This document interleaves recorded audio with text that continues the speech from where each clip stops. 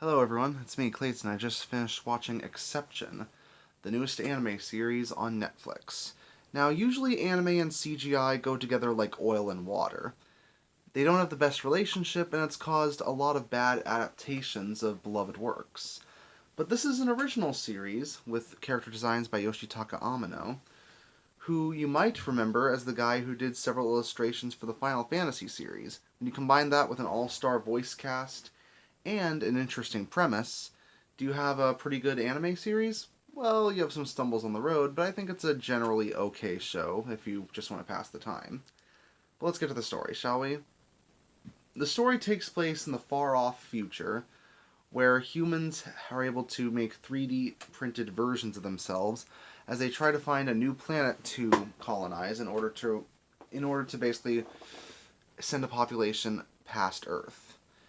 However, one of the crew members ends up as a misprinted version of himself thanks to a solar flare that hits the ship while it's printing his consciousness.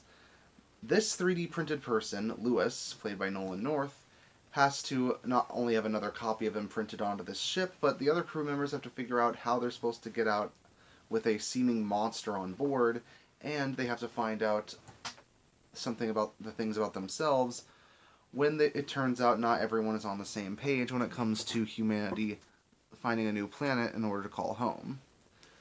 Now, that's an interesting premise that has a lot of interesting implications about how alive a 3D printed version of a person is, whether they should be treated as human or just as a copy, and when it comes to how people would go for going to a new planet when it comes to finding a planet that's good enough to handle a human population after Earth ends up not being an option anymore. Those are all interesting ideas that a sci-fi story could theoretically go for in an interesting way.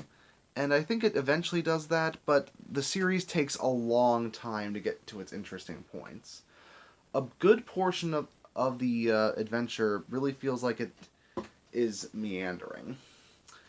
A lot of the scenes of characters are just them standing around talking, and some of their philosophical debates really do feel like they're half-baked when it comes to the writer.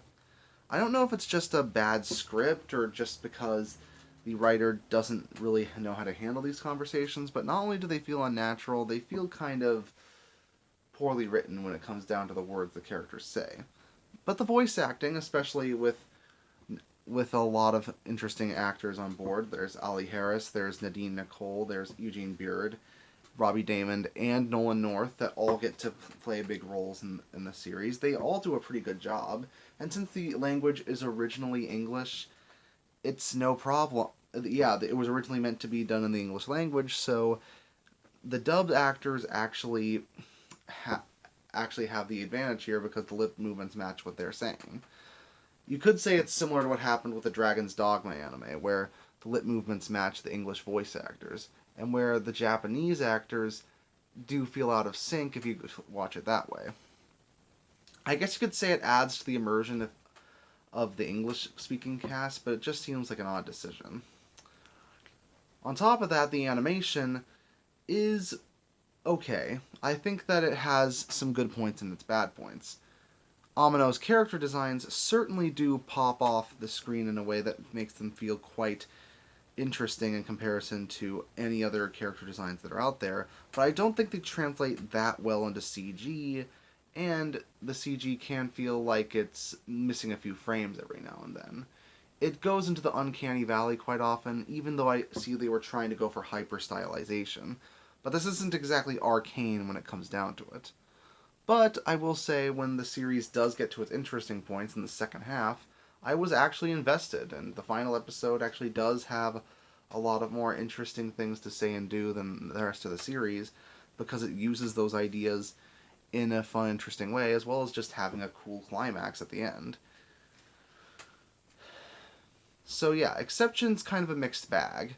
It's got some good points and bad points, but overall, I'm glad I saw it. That's why I'm going to give it a 6.5 out of 10. See you next time.